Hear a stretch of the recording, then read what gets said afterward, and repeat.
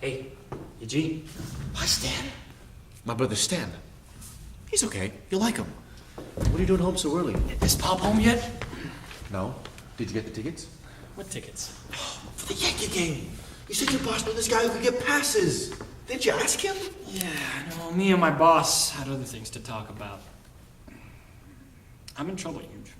I mean, really big trouble. Well, that's really shocking. Because Stan is the kind of guy who can talk himself out of any kind of trouble.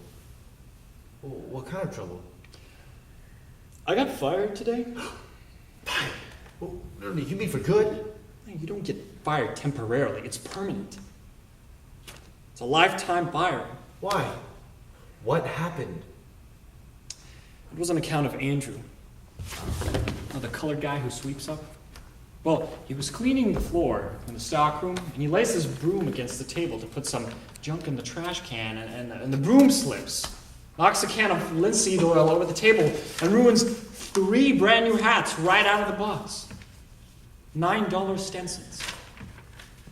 It wasn't his fault. He didn't put the linseed oil there, right? Right. So Mr. Stroheim sees the oily hats and he gets crazy. He says to Andrew that the hats are going to have to come out of his salary. $27. So Andrew starts to cry. Oh, he cried. 42 years old. He's bawling all over the stockroom. I mean, the man hasn't got too much furniture upstairs anyway, but he's real sweet. You know, he brings me coffee, always laughing, telling me jokes. I never understand them, but I laugh anyway. Make him feel good, you know? Yeah. Anyway, so I said to Mr. Stroheim, I didn't think that was fair. It wasn't Andrew's fault. You said that to him? Sure. Why not? So Mr. Stroheim says, you want to pay for the hats, Big Mouth? So I said, no, I don't want to pay for the hats. So he says, then mind your own business, Big Mouth. Oh, holy mackerel. So Mr. Stroheim looks at me like a machine gun bullets are coming out of his eyes. And then he calmly sends Andrew over to the factory to pick up 3 new hats, which is usually my job. So guess what Mr. Stroheim tells me to do? What? He tells me to sweep up.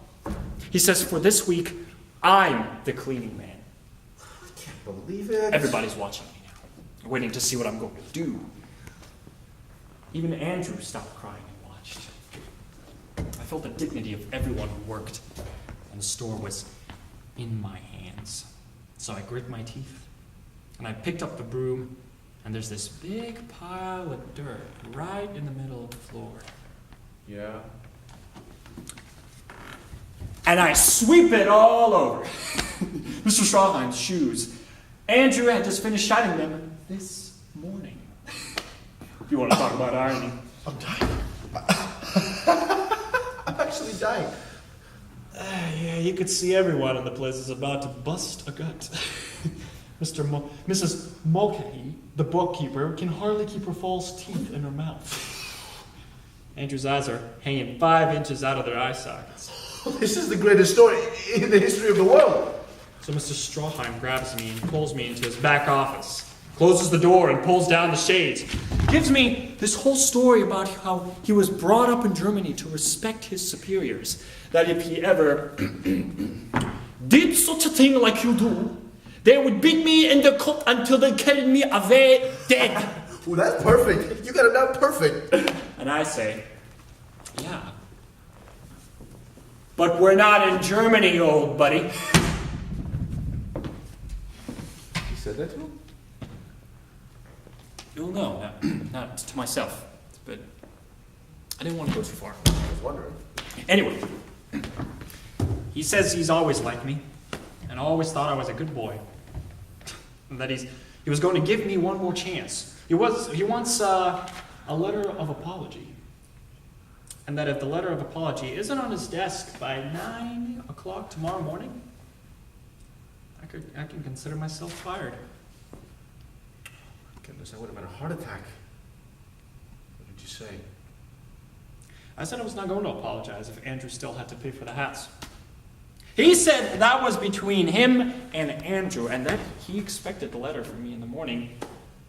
I said goodnight. Walked out his office, got my hat, and went home. 10 minutes early. Jesus, I'm sweating. I swear to God, I'm sweating all over. I don't know why I did it. I got so mad. You know? It just wasn't fair. I mean, if you give in when you're 18 and a half, you'll give in for the rest of your life. Don't you think?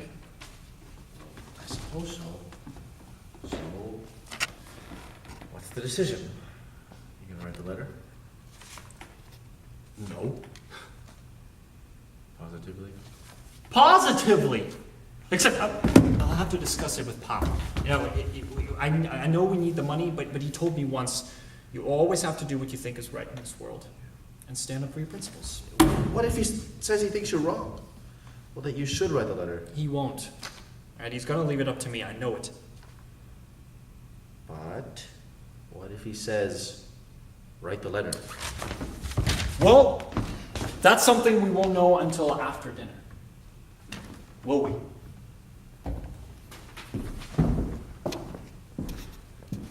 All in all, it was shaping up to be one heck of a dinner. Well, I'll say this though, I always had this two-way of thinking about my brother. Well, either I worshipped the ground he walked on, or I hated him so much I wanted to kill him. Well, that's how I felt about him today.